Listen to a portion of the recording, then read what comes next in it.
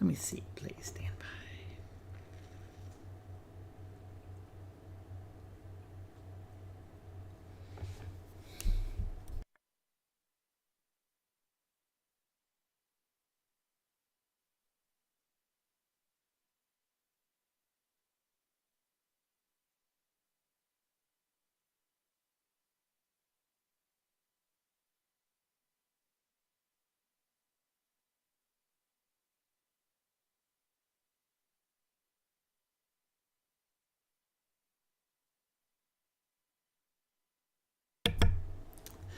Hopefully my stream is working this time, because last time I did this, my upstream kind of blew chunks.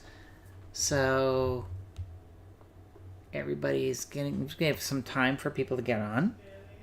But hopefully today's topic will be something fun. Because I wanted to talk about Sailor Ranco. And yay! Alberto Casanova has just mentioned that the stream seems working fine, which is good. Yeah, it turned out that after doing extensive checks of my line, it turns out that our cable internet is affected by cold. Go figure. So after insulating the lines and doing a lot of checks and so forth, and verifying that servers are on or off and so forth, seems to be all working now. So crossing fingers, and that this stream will go off as planned. I am planning on making this a weekly or bi-weekly thing. I'm probably either going to do it on Saturdays or Sundays. I still haven't really figured out what the schedule is, because I'm still kind of really, I'm going to be honest, I'm really new to this podcasting thing. Even though I have been doing it for a while, but it's mostly just me sitting here freestyling when I want to talk about things that I have, just whatever on the mind. And of course, war stories, which, trust me, there's so many of them. Like the most recent one I noticed is some people were posting up on a talk I did years ago about Alice World, and they're saying, oh, the timelines don't work. You said the game released in 91 and Star Fox came out in 93, so how could you use the Super Effects chip? And it's like, guys, the Super Effects chip was in development for a lot more than, I don't know, 93. It was in existence in 91. Granted, it was really a prototype and so forth. And of course, the board I had was wire wrapped, and I got it straight from my friend's Argonaut. And the thing I had was a real early prototype, but then again, I didn't really need anything more than just blitting out lines.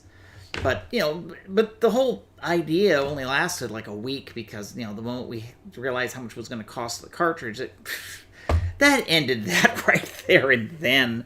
I mean, it would have been fun being like technically the first game released with hardware acceleration, but no, that wasn't meant to be. And besides, the chip that eventually did come out with Star Fox blew away the prototype that I had. And besides, I didn't really need all the power anyways. I was doing a port. I wasn't doing an original game, because like a game like Star Fox, that's like 2 or 3 years of development. And Out of This World, from the start of the Super Nintendo game development to the time we shipped it, was like a month, maybe 2 months. Really, it was more like 2 months. Is what, like 1 month was just farting around, just trying to figure out exactly how to do the rendering as fast as I did, and the rest of it was just polishing the game for the Super Nintendo. So, therefore, it's like, whereas Argonaut, they were working on Star Fox for years before they finally shipped it. Anyways, so Nightwind Song writes, Hiya, looks okay to me. He says, oh, haven't caught up on the while, still need to get off my butt and work on a couple of my stories. I think you're referring to your fan fiction, maybe, because the topic I'm going to be talking about today is Sailor Ranco, and in general, my hobby, shall we say, of writing fiction. What most people know me for is either being the Atari 2600 video game champion, which 41 years ago, 41 years ago, oh boy, most of you aren't even that old, and but then, and then secondly, is being one of the founders of Interplay, and so many games I've worked on, I literally am forgetting what, there are times people would say, hey, see this game? It's like, you worked on it. So it's like, I did? Oh. Oh, that's right, I did. But, when you're rattling brain cells that haven't been fired in, let's say, 35 years or something like that, you're like, there's one game I worked on called World Karate Championship. I did the Apple II version, which is a conversion from the C64, and I was going through my source code archives. I'm like, why do I have the source code to World Karate Championship? And I pulled it up, and there's my name, and I'm like, I don't remember working on this. And then I look at the game, says, there's my name. I was like, Alzheimer's? I don't know. But it's just so many games. But then after a while, then I remembered, oh, yeah, I remember having to do this. I remember doing the font translations and stuff. And then it all comes back to me and says, yeah, I did work on that, didn't I? But it's just, so many games. It's just a blur.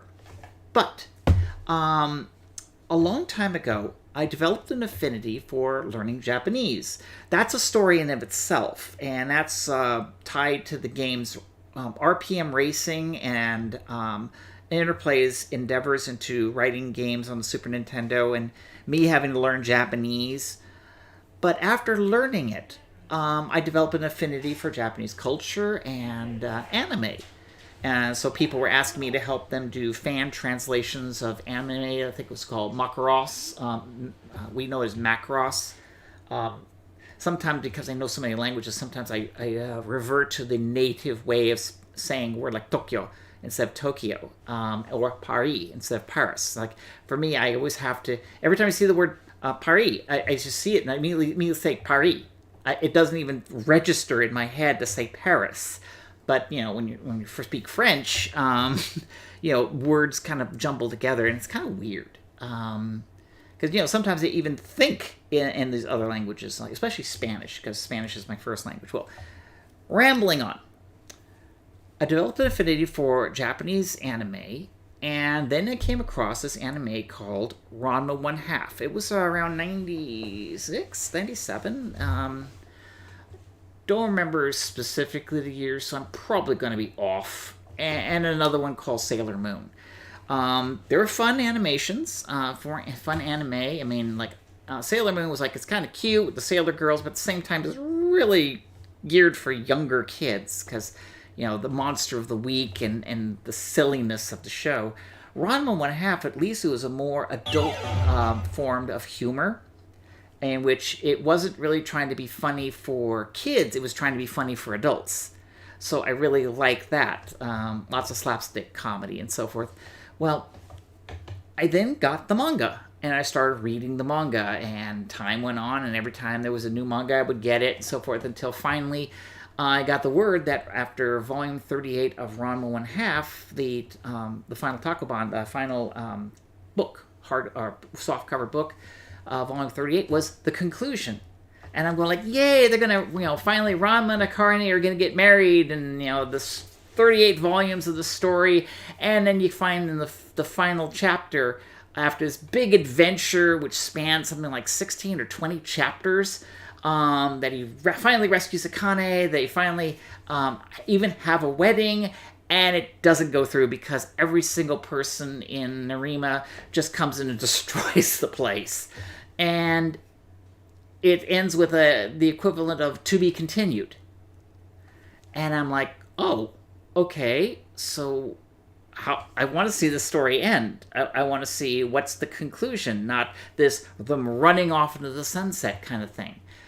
Even the anime actually ended before the manga did. So the anime ended with Ranma meeting his mother, but there's something like about 14 more volumes of manga in which it was hilarious, where Ranma was constantly avoiding his mother because of the implied that if he ever wasn't a man among men, his mother would lop his head off. So that led me down a rabbit hole known as fan fiction, in which people started writing all these novels and books about their interpretation of how they would continue the Ranma 1/2 story. Like the internet, 90% of it is garbage. Literally, you read this stuff and it's like, who wrote this? And other ones are like porn. Others were, fan service, wish service. They actually had names for all this. There was like one called a Mary Sue, which was a brand new character in the story, which is so overpowered. It's like, what? Then you had self-insert, in which somebody literally puts themselves in the story, and then just all these different ways. And to me, it was a crash course in bad writing, how to be a bad writer. Follow one of these different concepts. So then, going through the motions, I then found this subgenre of fan fiction, and the fan fiction's called fukufik. Now, fuku is not porn. Fuku is the Japanese word for uniform or clothes. In the context, sailor fuku, sarafuku in Japanese, means sailor uniform. And it is the uniform that schoolgirls wear when they go to school. They have like this little collar that looks like from out a Navy ship. They have a little tie, a mini skirt, so forth, and it's a standardized uniform across pretty much all the schools in Japan. In fact, in Japan, they standardize on uniforms for both the boys and the girls, and this is just something that's culturally the way it works in Japan. Whereas, like in the United States, uniforms that's never going to happen, not unless it's like a high-end boarding school. Now, the sailor fuku is the fukufik. It was really meaning the sailor uniform of the Sailor Scouts, Sailor Moon. Because the whole idea of Sailor Moon was that they're having a play on words with the schoolgirls' uniform, because when the schoolgirls who turn into these magical girls wear these really elaborate uniforms, the uniforms are really a superhero version of the school uniform. So hence the Sailor Senshi, Sailor Warriors, Sailor Guardians is now the new translation, but Senshi truly means soldier or warrior.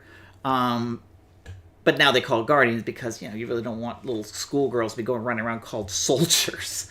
But the Sailor Senshi, as they're properly called in Japanese, wear this sailor uniform. So, there's an entire genre of fics in which Ranma, who is a character who is male normally, he's just a misogynistic asshole, to be honest, and if he gets splashed with cold water, he turns into a female version of himself. Very busty, small, petite, still a misogynistic asshole. So that's where a lot of the humor comes in which you see this girl running around acting exactly like a guy, speaking like a guy, having the mannerisms of a guy, yet looking like a very beautiful girl. Now, in Japanese culture, that's hilarious because, girls are always supposed to be demure, soft-spoken, don't speak unless spoken to. That's generally the cultural norm. And then you have this girl coming around, just basically barging her way, shouting at people, and starting fights, which is like totally unladylike at all, and hence the humor.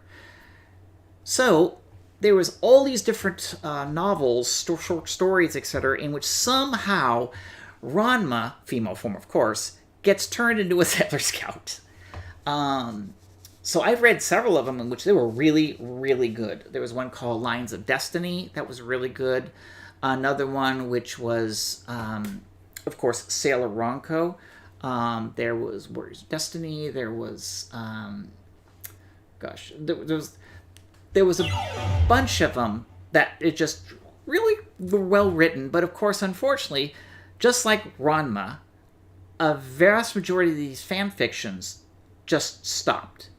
They would write the story to a point, get you really interested in it, and with the exception of like 3 or 4 of them, they don't reach a conclusion.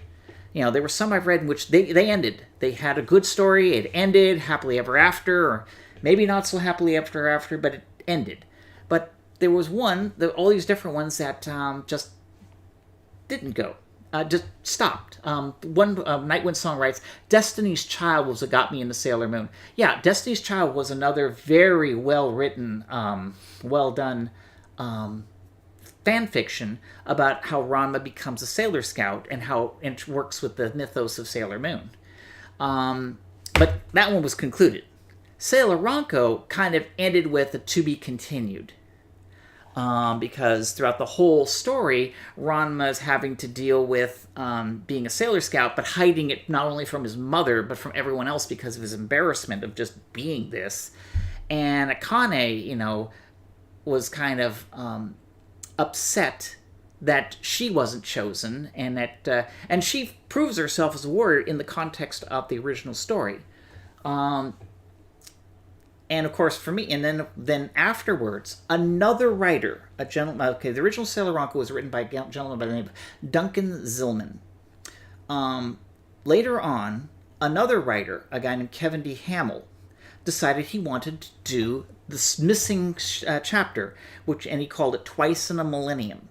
And Twice in a Millennium, it was a very short story, but all it was about was how Akane was given the ability to be Sailor Io. Another Sailor Scout. But at the end of that story, that was it. The whole story was, hey, they went through this thing. They realized she was worthy. They gave her the equivalent of Molineer. Yep, she was worthy. And they then actually got the two of them married and did a reenactment of the ending of Ranma, including everybody coming in and completely destroying the wedding. But Nobiki, who is a character which is Akane's sister, did a little dealing in the back and got him married anyways because she actually loves her sister and wants her sister to have a happy ever after. But again, the story just ended. So it's like, but it was like, yeah, you could just end it right there if you wanted to. But I was then looking at all those fictions, and I don't know why. Maybe I was eating a really well-aged burger or something, and I got hallucinogens in it or something like that. And I thought I'd give myself a crack at doing a Sailor Moon fan fiction. And so since I had never actually written a novel or a story before, I mean, I've done fiction in the form of the text in Dragon Wars or Bard's Tale 3 and so forth, but that's different because you're writing in a story of a game, and all you're really writing are just vignettes, little tiny subquests, a couple of lines of text, and each vignette, and of course, writing on an Apple II, if the vignette is more than 250 characters, you're already too big. So I had this idea, which, on the surface, people would look at me and go like, you wrote a story that did that? And of course, after I read my own story, I go, yeah, I did a story that did that. And that was, what if Ranma and the Sailor Scouts fought the Terminator? And that is the basis of the story I wrote called Sailor Ranko Tunnel Vision. The title was because the fact that people have tunnel vision in looking at the world. That was where I got the name from, because you have the characters who live in this magical world in which they have the magical monsters, and you have, the girls just dancing around, do a magical attack, and everybody's hunky and dory. Where, why not introduce a villain who is nothing like that? Who is absolutely ruthless, murders, kills all their friends, and then, of course, Judgment Day. And how would the characters of a world in which it's all magical and fairy dust and stuff deal with World War III?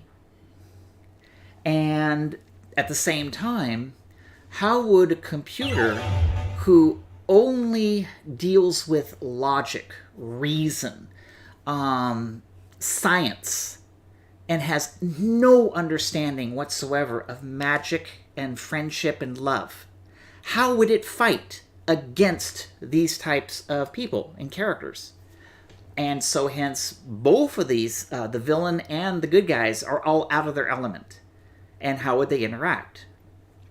And I started writing it. I came up with an outline, figuring it all out, all the way from the beginning to the end. Since I knew this was going to be like a Terminator novel, it was going to end up with a time loop, so that it's at the end, it's all going to be undone because the bad guy's going to get defeated. They're going to go back in time, go to the nexus point, fix everything, and so therefore, when the chapter ends, the only people who know this even occurred are the Sailor Scouts, and that's pretty much it. No one else in the world knows that this even happened. So for them, by the time that the novel ends, it literally is back at the day it began, but none of the events that happened actually did, per se, in this timeline. Except, of course, they get scarred knowing this, and of course, it was a way of I would be at the end of character growth, because I didn't want to just undo it and no one knows. So I actually had the Sailor Scouts retain their memories of what happened. So of course they're kind of psychologically scarred, but they, well, after I did the novel, I had a lot of people approach me going like, first, what were you smoking when you came up with this? And secondly, it's like the novel actually worked. Because at first it started off as a magical girl thing, because I didn't even let you know who the villain was until halfway through the novel. You thought maybe it was just some mysterious magical being or something working from behind the scenes causing trouble. Until right in I think it was chapter 18 when World War III occurs. And then only then did I then explain it was the Terminator, the Skynet. And then from then it was just people were being killed left and right. I spared, because man, it also worked for me story-wise, because since I was going to reset time anyways, if I killed Genma, I killed Nodoka, I killed Konatsu and Ukyo, I killed Sailor Mercury. A Terminator actually targeted her and hunted her down. And just went all these different people, and people were like, killed. And it really gave the stakes, because up until the end, you really didn't know how this was going to end, because as far as you were concerned, they could have defeated Skynet and then had to spend the next, century or two rebuilding Earth. And then, of course, the time reset was done by Sailor Pluto, because she went ahead and did a self-sacrifice. So you got a lot of respect for Sailor Pluto in her keeping of the timelines. Hi, Tin Kelp. So, after I wrote that, and I had all these people say how much they loved the story, I decided to do it again. Another sequel. Except this time, I wasn't going to do hard sci-fi. I wanted to do something more line of a Ranma episode. Introduce a stupid villain. I mean, literally dumb. Because I didn't really use Haposai as a character in any of my stories, I decided let's have him get involved and just slapstick comedy. Things are stupid. And the story was Sailor Ranco, Just Add Water, in which you find that Haposai meets up with somebody named this Demon of Pain, and the Demon of Pain wants to cause all this pain in the world, and Haposai being a AAA pervert, his idea of pain is to steal all the women's underwear, but that's what his character always does. I mean, this is a character trait I didn't invent. That was the original Rumiko Takahashi's concept of the character, is that he was just a pervert who just likes stealing women's underwear because he's a pervert. But the demon, it turns out, wasn't really trying to do pain to the world. It was trying to do pain on him. It's kind of one of those reverse genies in which you get a wish, but the genie's job is to turn the wish around into something that would screw you over. And when, the demon finally exposes itself, it then says, okay, I'm going to make all the underwear of the world disappear.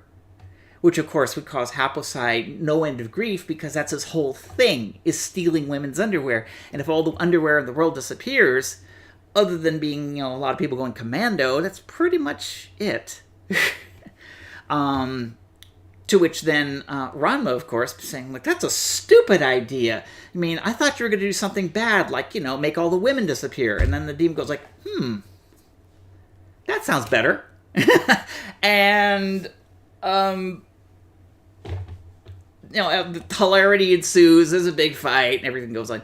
Well, then I did another story called Sailor Ranco, The Harder They Fall.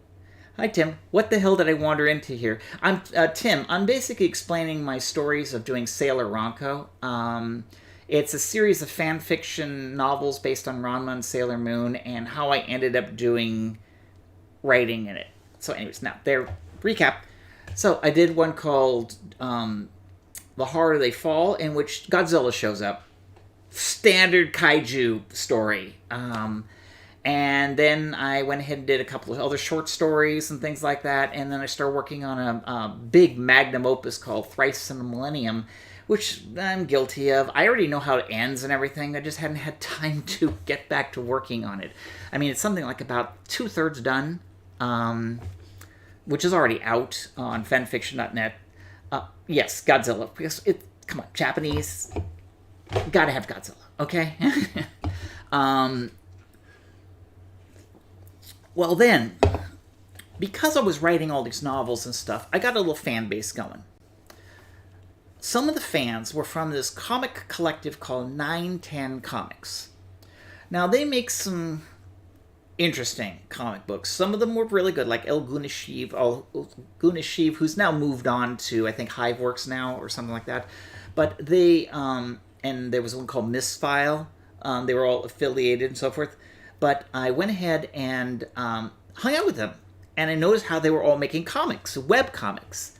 And, of course, being the idiot I am, I thought, how hard could that be? Now, case in point, I can't draw. I am great with technology. I am great with creativity, writing. But the best I could do is a stick figure. All right? That's it, man. A little circle, a little happy face, maybe some cat ears and whiskers, and there you go. That's the sum total of my artistic capability. I mean, it's one of those where if I really wanted to be an artist, I could, but it would take easily 3 to 5 years of intense study, maybe even send myself through college. And I got other things to do. So I then went ahead and asked around and saw if there was an artist I could hire. And because I had this idea of just basically taking Sailor Ranco and turning it into a comic book. Contacted Duncan Zyman. He says, I don't give a shit. Here, you can have the copyright. Here's all the story. It's all yours, because he's moved on. So I said, okay, cool. It's not like I'm making any money anyways, and I'm using characters that neither of us own, so not much else.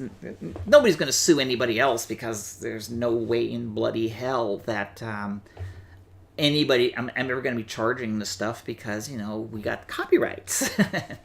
And now, just, in Japan, doujinshis, which is the Japanese word for, like, fan comics, it's a big thing there. While technically it is illegal to make your own comics based on somebody else's work, they kind of look the other way. There are actual conventions and meetups all over Japan where people create comics based on other people's work. They're original works, but they're based on other people's characters. Sadly, half of it's porn, but the other half is actually real good stories. And they sell it. And so hence, since Sailor Ranco fits in that same category, except, of course, I'm not porn. I tend to keep this comic, maybe PG-13 is the worst I'll ever go, but I'm trying to stay more like PG rating. It's one where, I could do the comic, and I've been doing this comic since 2007. So, here it is, 2022, it's been 2007, so if I haven't gotten the phone call yet, I don't think I'll ever will. But,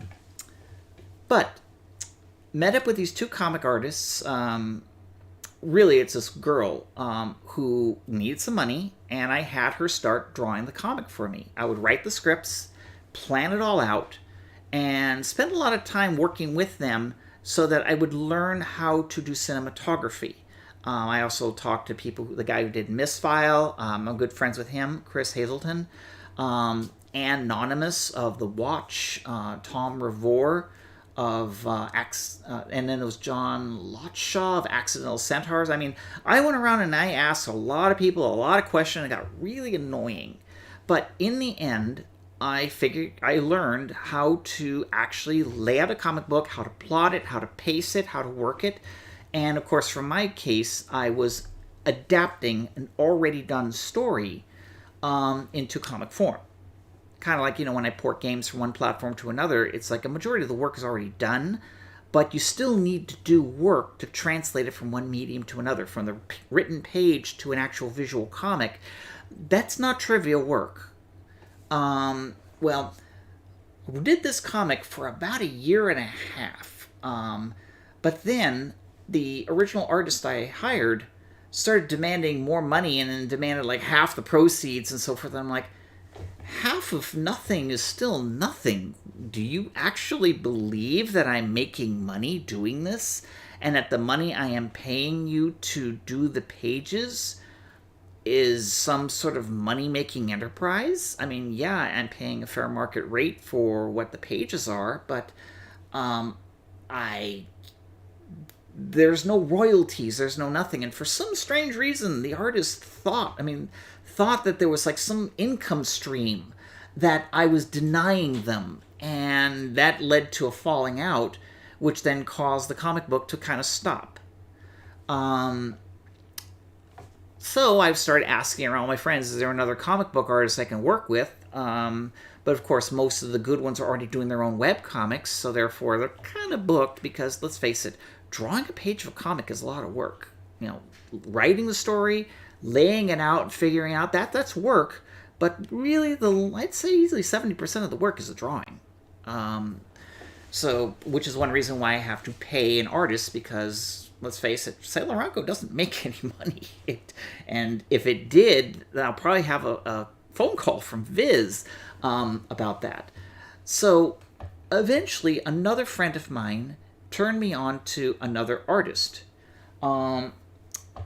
She started working on Sailor Ranco with me for about 10 to 20 pages, but it was just that the amount of money I was willing to pay her was still lower than what she needed to survive, because instead of, she had a much higher standard of living because she was living in Italy, and of course, they were actual artist jobs and so forth that she was taking. So when she did give me a page, it was like great, but I would wait a couple of weeks for another page.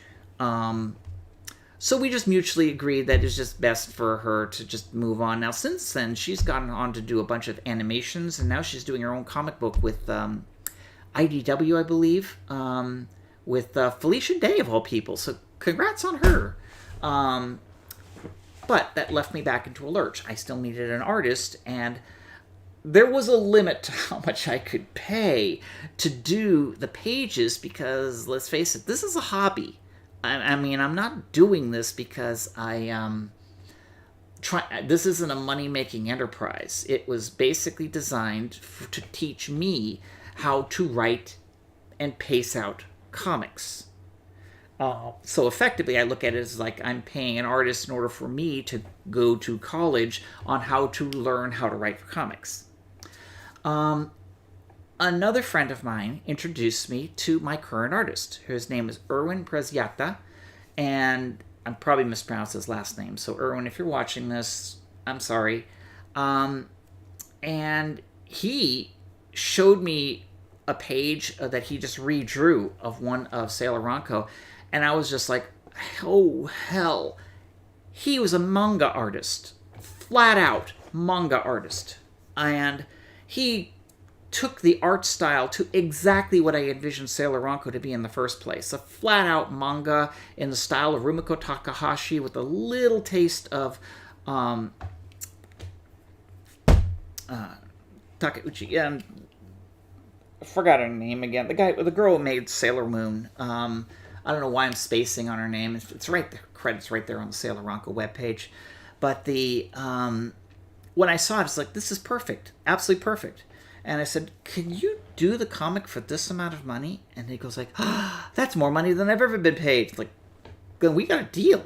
And started doing the comics. But after he did about, I'd say, 40 pages, he too had to go move on. And I had a problem in which the job I was at laid me off. So as a result, I didn't have the kind of income anymore in order to support both living and paying for a comic book, which is nothing more than Takeuchi.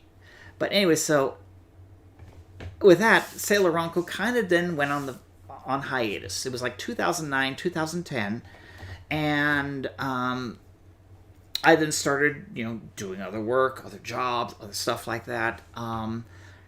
And, sometimes I forgot about it, but other times I said, yeah, I still should finish that story. I mean, I have the entire comic book plotted out. Because while it was originally based on Sailor Ranko, the book by Duncan Zillman, I deviated numerous places and, added some more stories, more subplots, and changed a bunch of things because, when you do an adaptation of a book to a movie or something like that, there's always changes because of the medium. What works well on a piece of paper for written word doesn't work at all on the on a comic book because you got to do everything visually. So at that point, I then didn't do anything with it. Well, about 8 or 9 months ago, I had to look at it. A friend gave me a gift of an amount of money, which came out of nowhere. To be honest, he just gifted it me for no strings attached, and I'm like, holy hell, cool. And that's what I thought. Contacted Irwin, and I said, hey, are you available? He was like, I was hoping. He replies, I was hoping you'd call me back. And I'm like, I didn't know you were available. And, after coming back and forth, I then contracted him to start at the beginning of the comic book and start redrawing the whole damn thing. All 9 chapters. Get them all turned into the manga.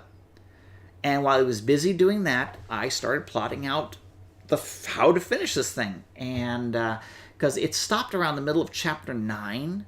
And in order to complete the story, I needed at least 13 to 14 chapters. And then at that point, it would be the end, and I could stop the comic and be done and be happy about it. I mean, I could continue the story. Yes, I could. But it's one where that it would have been a satisfying ending, happy ending. We will now see our new adventures later, but I don't have to keep dumping money into this. So that's when we once again started our collaboration. And as of last September, we started drawing, and putting out new pages of Sailor Ranko. And I've been putting out 5 pages a week, which, when you think about it, that's an immense amount of time and effort. But the way I do it is every Saturday or Sunday, usually like today or tonight, after I come back home from dinner, I just literally sit here with the outline, which has all the story beats to the end of the story, and I would say, okay, I need to write at least 10 pages today. Here are the story beats I need to hit, and then I start writing the dialogue first. That's the first thing I do. I just imagine the characters doing these story beats, and I would say, okay, this is what these characters say, this is what this character says, blah, blah, blah. After that's all put together, then I organize them in panels, and then because I'm doing roughly 6 panels a page, but sometimes it's less, sometimes it's more, but I would then say, okay, here's the dialogue, but it doesn't really, this dialogue shouldn't end the panel. Maybe I should pull it to the next one and make it a 5-panel page, or maybe I should just remove some dialogue or consolidate it or something. But once I figured, okay, this is what the panels are going to be like, this is what the characters are going to say, or in some cases not say at all, because it actually says, this character needs to move this, or this person just smiles. Like there are times in which I had the ending of the page was at 2 panels and nobody said anything, but it was a certain pose or a smile or a look was what was conveying everything. Because again, when you're doing everything in a visual medium, sometimes the best way to convey the story beat is just by or something like that. But the since then, I've been churning out scripts, sending them off to Irwin, who then would come back with some sketches and stuff. But a lot of times he just gives me completed pages, because I'm very, very descriptive, because sometimes I would say, I have this character sitting here, here's the pose, and I actually get reference photos saying, here's the picture of the pose I'm looking for, but of course you're going to imagine it as this character. In some pages in which the character has never been before on the page, I would say, here's a Hollywood actor that looks like this person. Imagine this person with this kind of outfit, there you go. Or I would say, here is a character from Ranma we've never drawn in the comic before. Here's a couple of character sheets so you can actually say, this is what the character looks like. Put the character, like just recently in the last week, Sasuke, who's a character who was only in the Ranma anime, made his first appearance in the Sailor Ranco comic book. Because to get the story moving, I needed the Sailor Scouts to get some hints. And you come to find that you got a friendly neighborhood ninja who actually is a character in Ranma 1/2, who's behind the scenes has been hiding and doing stuff. So it was a way for me to move the story forward without having to spend 5 or 6 pages of them going around, scouting out, following people, doing this. Whereas I could say, oh, here's an arrow. Here's X marks the spot. Okay, now we can move the story directly to this part of the action without wasting 5 or 6 pages. But again, it's back to both when there's a monetary cost for every page that's being done versus the, like another thing is like for comics, you can only do 22 or 32 pages in an actual comic book.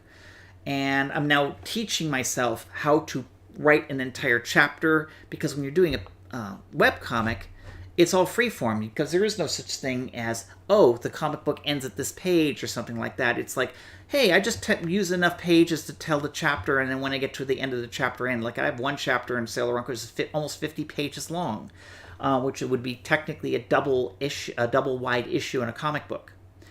And the whole reason I'm doing this to teach myself to say, do each chapter in exactly 22 pages, and that is because I'm working on a brand new comic book, which is using all original characters.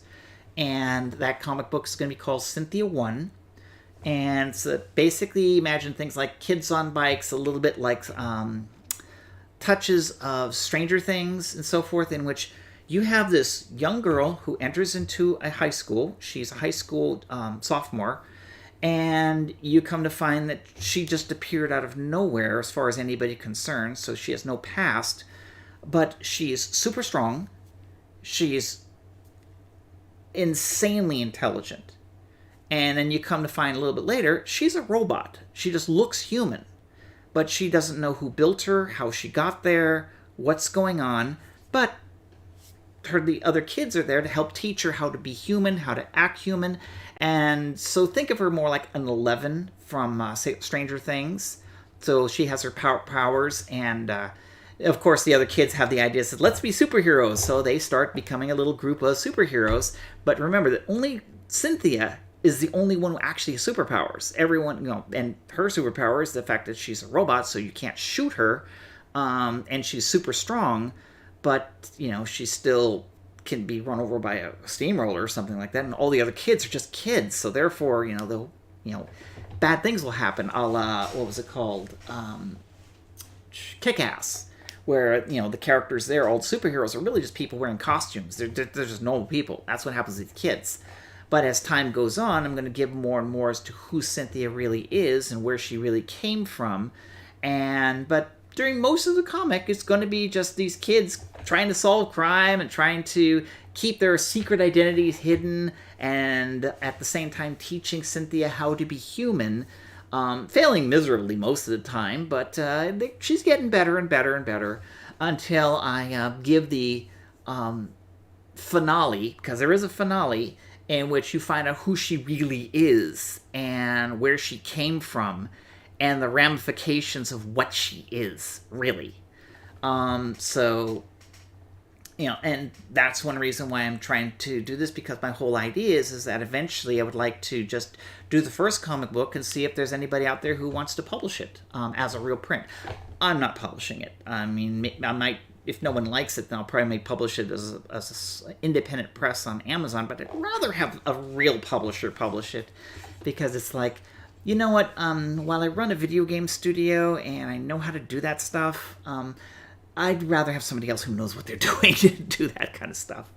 But that's really what I had in about my talk today, was how I started Sailor Ranco, what I was doing with it, my story, how I came to the idea of the stories, and of course with Sailor Ranco, the comic book, it will technically end in my interpretation of the stories Sailor Ranco, a Love Story, which, by the way, that chapter already shipped, so that's already done, and with Thrice in a Millennium. So, everybody who understands the story of Sailor Ranco, who's read it, already knows that Akane is going to become Sailor Io.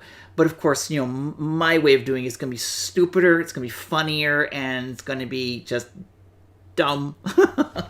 But that's what happens when you're trying to do a comedy. The whole story here is slapstick humor, even though that there are some stakes, because there are parts in Sailor Ranco which are serious when you find out what Jedi's really trying to do, which I finally showed that off at the end of chapter, was it 10 or 11, where you find out that Queen Beryl still exists. You're not really sure if she's dead or not, but she's there, and you're finding Jedites doing all this stuff for her, which is kind of a plot thread I got out of the Sailor Moon live-action TV series, because in that one, Jedi was in love with Queen Beryl, and it ends with the two of them dying in a cave when Sailor Scouts escape, and of course the lair blows up, a la James Bond. So they can either choose to escape, or they could just choose to let the lair fall on them, and that's what they did in the stories, that they let the lair. And I really like that plot thread of Jedi being secretly in love with Queen Beryl. So that's what I ran with. Now, I'm not sharing anything that isn't already known to someone who's read the comic already, because that was already explained in story. Because right now, Sailor Ranco is scheduled to wrap up with the end of chapter 14, possibly 15, because there's some story that's kind of getting bigger and bigger right now as I'm writing the ending of chapter 12, and I'm finding that I may actually have enough to make a whole nother chapter. And if that happens, instead of being 14 chapters to wrap it up, it'll be 15. But it's going to be, again, silly, stupid. And the main plot points, of course, that still haven't been resolved is, will Ranma ever confess to his mother? Will Akane become Sailor Io? How are they going to kick Jedi's butt? I mean, that's how I can't wrap this story without having Jedi's butt seriously kicked. What's Queen Materia's play in all this? And now that I've exposed that Queen Beryl exists, what's about her? And those are basically the story points that are left to explain, that have not yet been explained in the comic book up to present day.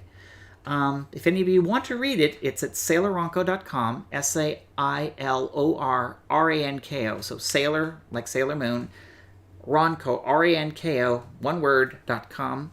The website's been made so it's mobile friendly, so you can just read it on the thing. It's about just under 500 pages so far, so if you want to, you can binge it. Take you like a day or two to go through it all. Not bad for a couple of years worth of work. But I hope you like it, and definitely when I finally start showing off Cynthia One, I hope you also will like it too. And that one is, of course, my first foray in a completely original comic book. So that, hope you like it. So, any last questions from my viewers here on Twitch TV? Or let me see if this thing has something. Someone writes, I suppose I could get you to say Ghostbusters. Yeah, okay. Ghostbusters! That was from Burn Ya Bad. I don't know why someone wanted me to say Ghostbusters, because, I ain't afraid of no ghost. And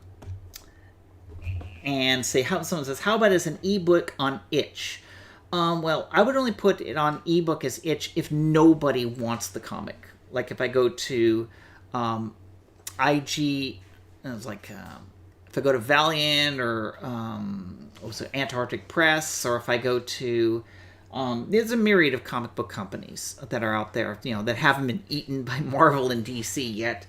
in which I would very much like to have them publish it as a print comic. Now, granted, of course, the comic book industry isn't that great, so therefore, even if I made money on it, I might be able to buy enough to pay my mortgage for 1 or 2 months, and that's pretty much it. But hey, you know, my main reason for creating the comic books, both Sailor Ranco and Cynthia One, is because that I want to read them. That's really the only reason I created them. It's not because I want to make money. It's because I actually want to read the comic. And in my particular case, it's like when I make a video game. Many times I make the video game not because I'm making it for anybody. I make it because I want to play it. You know, why do I want to make Bard's Tale 3? I wanted to play a Bard's Tale game that had female characters. And it just went... It kind of grew after that. Someone says, Berkeley Systems, long ago reference to the game.